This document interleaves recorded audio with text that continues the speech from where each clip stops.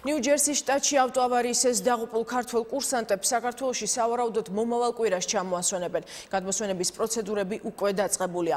ამ დროისთვის გარდაცვლილთა ცხედრები დამატებითი ექსპერტიზის ჩატარების მიზნით ნიუ-ჯერსის პროზექტურაშია გადასვენებული. ნიუ-ჯერსის, სადაც ინციდენტი მოხდა, გუშინვე ჩავიდნენ საქართველოს გენერალური საკონსულოს წარმომადგენლები და პირადად დაესწრნენ ცხედრის პროზექტურაში გადასვენებას. საქართველოს თავდაცვის სამინისტროს ინფორმაციით, რიგითი სოსო მაკარიძე ნიუ-ჯერსიში ამერიკის საზღვაო თავდაცვის აკადემიის მეოთხე დამამთავრებელი კურსის მსმენელი იყო. ის აკადემიაში 2011 წლიდან სწავლობდა. მეორე კურსის მსმენელი რიგითი ბესარიან გორჯულაძე კი საზღვაო თავდაცვის აკადემიაში 2013 წლიდან ირიცხებოდა.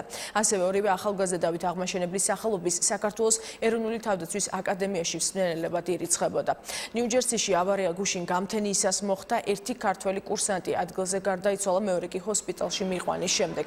ავტომანქანას, რომელშიც ქართველი კურსანტები ისხდნენ, გავრცელებული ინფორმაციით ამერიკის მოქალაქე მართავდა, იგი ამჟამად ჰოსპიტალშია მოთავსებული. ქართველი კურსანტების დაღუპვის გამო ღრმა მწუხარება უკვე გამოთქვეს საქართველოს თავდაცვის უწყებამ, ამერიკის საელჩომ, პრეზიდენტმა და პრემიერმა. ირაკლი ღარიბაშვილის მიერ გავრცელებულ განცხადებაში ნათქვამია. ეს დანაკარგი საქართველოსთვის აუნაზღაურებელია. უკიდურესად შემძრა ნიუ-ჯერსიში ორი ქართველი სამხედრო კურსანტის, სოსო მაკარიძისა და ბესარიონ გორჯულაძის დაღუპვის ამბავმა. ისინი ამერიკის შეერთებულ შტატებში გადიოდნენ სამხედრო სასწავლო კურსს, რათა იქ მიღებული ცოდნა საკუთარი სამშობლოსთვის მოეხმარათ. აუნაზღაურებელია ეს დანაკარგი და უდიდესი ტკივილია ყველა ჩვენგანისთვის. ვიზიარებ გარდაცვლილების ოჯახების მწუხარებას, თანავუგრძნობ საქართველოს შეერაღებულ ძალებს და მთელ საქართველოს, ნათქვამია პრემიერის განცხადებაში.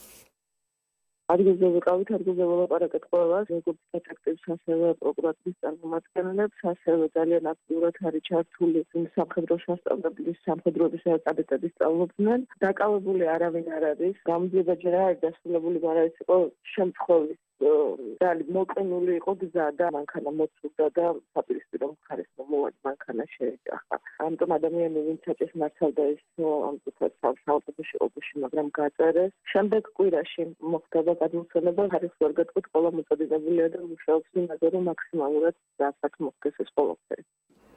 ბესარიონ გორჯულაძის ოჯახს ტრაგიკული შემთხვევის შესახებ თავდაცვის სამინისტროს ფსიქოლოგებმა აცნობეს. დღეს დილიდან ოჯახში გარდაცვლილის ნათესავები, მეგობრები და ახლობლები იკრიბებიან. გორჯულაძის მამა თავდაცვის სამინისტროს და შესაბამის სამსახურებს მისი ვაჟის გადმოსვენების პროცესში დახმარებას თხოვს.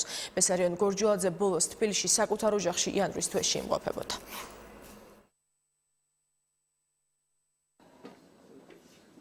რაც მოხდა, ყველამ ვიცით და ძალიან უბედურობა დაგვატყდა ოჯახს, ნათესაობას და მთელ საქართველოს ფაქტიურად. ფესოვის ბიჭი იყო, რომელიც დაღუპვაც მთელმა საქართველომ განიცადა. თავის შეგნებული ცხოვრებით ის ვიცი, რომ სამშობლოს უზომო პატრიოტი იყო და საქართველოს ბოლოს თქვა საქართველოს ეკუთვნოდა ფესოსი. მეგობრებიც, ახლობლებიც შოკირებული ვართ და ავიცი.